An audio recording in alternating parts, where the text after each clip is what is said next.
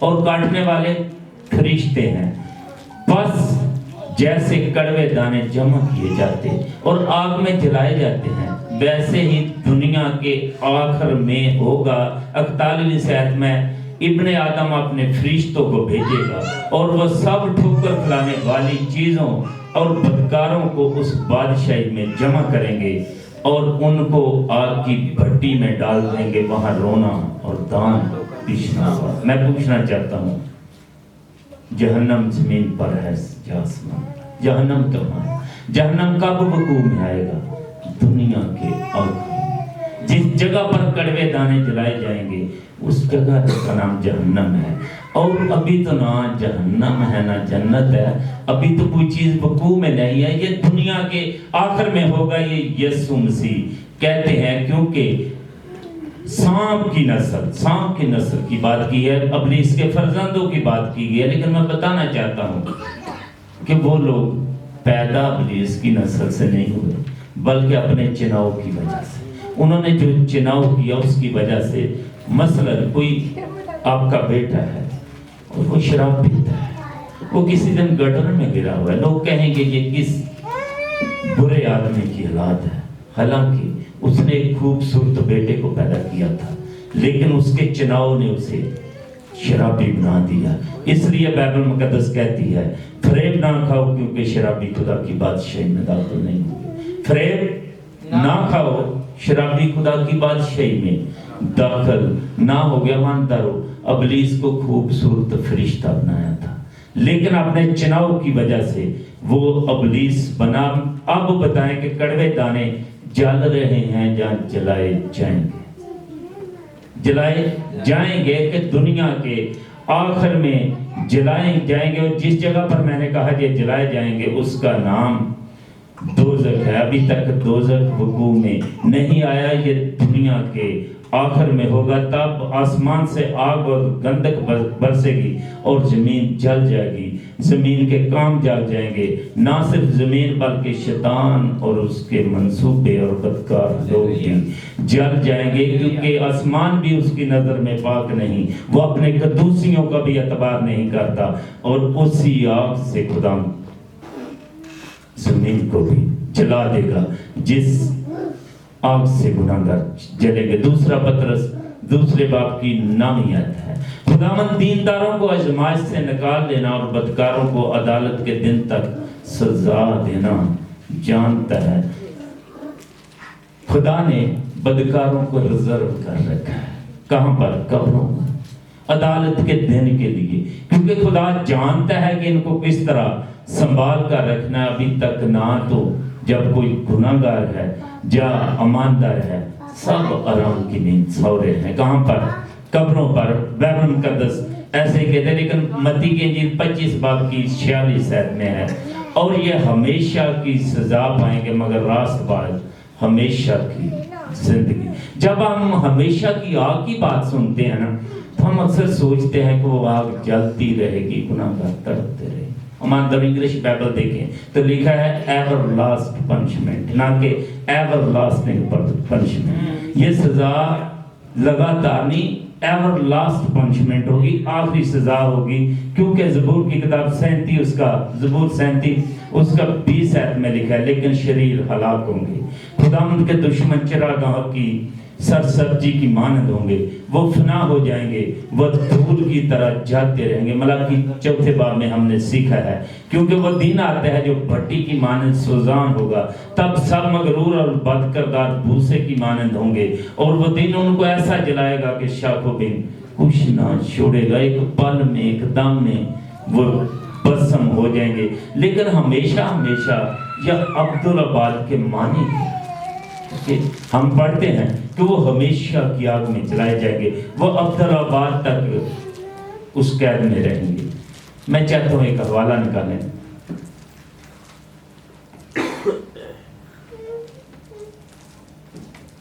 یونا کی کتاب ہے، اس کے 2 باب کی 6 آیت میں آپ کے ساتھ پڑھوں، لکھا ہے، میں پہاڑوں کی تہ تک غرق ہو گیا، زمین کے اڑنگے ہمیشہ کے لیے مجھ پر بند ہو گئے۔ کتنی دیر کے لیے بند ہو گئے؟ زمین کے قبضے، اڑنگے ہے قبضے، ہمیشہ کے لیے مجھ پر بند ہو گئے. یونا پہلا باب 17ویں آیت میں لکھا ہے اور یونا 3 دن رات مچھلی کے پیٹ میں رہا. یہ 3 دن رات کیسے ہمیشہ تک میں بدل گئی. اماندار جب آپ بائبل مقدس کو نہ پڑھتے ہیں پھر یہ ہمیشہ تک ہوئے. 3 دنوں کو ہمیشہ تک کے لیے زمین کے اڑیں گے ہمیشہ کے لیے مجھ پر بند. دوسرا حوالہ یروشلم کے بارے میں خدا نے کہا یرمیہ نبی کا صحیفہ ہے اس کے 17 باب کی 27 آیت میں لکھا ہے لیکن اگر تم میری نہ سنو گے کہ سبت کے دن کو مقدس جانو تو میں اس کے فاٹکوں پر آگ سلگاؤں گا جو اس کے کیسروں کو بسم کر دے گی اور ہر گز نہ بجھے گی. وہ بجھے گی نہیں. کیا یروشلم آپ جل رہے ہیں؟ وہ تو آگ بجھ چکی ہے نا. پھر یہودا کا خط ہے اس کے پہلے باب کی 7ویں آیت میں ہے لکھا اسی طرح سدوم اور عمورہ اور ان کے آس پاس کے شہر جو ان کی طرح حرام کاری میں پڑ گئے اور غیر جسم کی طرف راغب ہوئے ہمیشہ ہمیشہ کی آگ میں سزا میں گرفتار ہو کر جائے عبرت ٹھہرے. اماندار ہو سدوم عمورہ اب تو اس کے اوپر بحر مردار بہ رہا ہے. اب وہ جلتے نہیں رہے. ہمیشہ کی آگ کا مطلب ہمیشہ کی آگ کا مطلب یہ ہے اگر آپ ڈکشنری دیکھیں تو یہ وہ آگ ہے جو اس وقت تک بجھتی نہیں ہے جب تک اپنا کام تمام نہیں کر دیتی اور پھر یہ خود بخود بسم ہو جاتی ہے. یہ چلتی نہیں رہتی. یہ ایک دم 1 منٹ میں شاخ و بین کو نہ چھوڑے گی. گناہگار 1 منٹ میں 1 پل بھر میں ہلاک ہو جائیں گے. اور جب یہ سدوم عمورہ کو آگ لگی تو لوط کی بیوی اور بیٹوں کو فرشتوں نے ہاتھ پکڑ کر نکال رہے تھے. اماندارو مگر لوط کی بیوی نے پیچھے مڑ کر دیکھا اور نمک کا ستون بن گئی. جب خدا آپ کا ہاتھ پکڑ کر آپ کو سچائی کے راستے پر لے کر جا رہا ہے تو پیچھے مڑ کر دیکھنے کا آپ کو پتہ ہے کیونکہ سچائی یہی ہے جو خدا کہہ رہا ہے. لیکن قدیم انبیاء جانتے تھے کہ جہنم مکمل بربادی کا نام ہے. قدیم انبیاء جانتے تھے کہ جہنم مکمل بربادی کا نام ہے. میں حوالہ پڑھانا چاہتا ہوں. زبور 21 اس کی 9ویں آیت میں لکھا ہے آگ ان کو کھا جائے گی. زبور 37 9ویں آیت بدکردار کاٹ ڈالے جائیں گے. زبور 32 10ویں آیت شریر نابود ہو جائیں گے. زبور 37 26 آیت وہ فنا ہو جائیں گے وہ دھوئیں کی طرح اڑ جائیں گے. زبور 145 20 آیت خداوند شریروں کو ہلاک کر ڈالے گا. اللہ کی 4 باب 30 آیت وہ تمہارے پاؤں کی راکھ ہو جائیں گے. مکاشفہ 20 باب 9ویں آیت اور آسمان پر سے آگ نازل ہو کر ان کو کھا جائے گی. ہائے ہائے بات ختم ہو جائے گی 1 پل میں وہ بسم ہو جائیں گے. میں ایک بات آپ کے ساتھ بانٹنا چاہنا ہوں. انگلینڈ کی بات ہے. وہاں پر لوگوں نے گوشت کھانا چھوڑ دیا کیونکہ وہاں کے جانوروں کو ایک ایسی بیماری لگی. ایک دماغی آرجہ ان کو لاحق ہو گیا. دماغی بیماری تھی. جو آدمی وہ گوشت کھاتا تھا اس کو بیماری وہ لگتی تھی جس کا علاج ناممکن تھا. جانوروں کا علاج کرنے کی کوشش کی گئی لیکن ناممکن ہوا اور فیصلہ ہوا کہ ان جانوروں کو ختم کر دیا جائے. کسانوں کو پیسے دیے گئے ان جانوروں کی وجہ سے. حکومت نے اعلان کیا کہ ان کو ذبح کر کے آگ میں جلانا ہے. اماندار جب وہ اپنے جانوروں کو ذبح کر رہے تھے ان کسانوں کی آنکھوں میں آنسو تھے. ان کے گھروں میں صفِ ماتم بچھی ہوئی تھی کیونکہ انہوں نے ان جانوروں کو پالا تھا. بائبل مقدس کہتی ہے حزقیل اس کے 18ویں باب کی 32 ہے کیونکہ خداوند فرماتا ہے مجھے مرنے والے کی موت سے شادمانی نہیں ہوتی.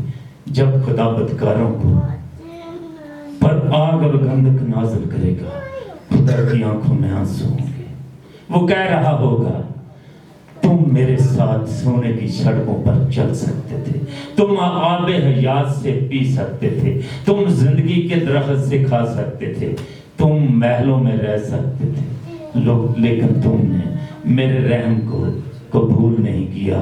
خدا کو افسوس ہوگا کیونکہ ان کا علاج ناممکن ہے. ان کو بار بار موقع دیا گیا لیکن انہوں نے خدا کے رحم کو قبول نہ کیا. پھر اس کے بعد مکاشفہ 21 باب میں لکھا ہے پھر میں نے نئے آسمان اور نئی زمین کو دیکھا کیونکہ پہلا آسمان اور پہلی زمین جاتی رہی.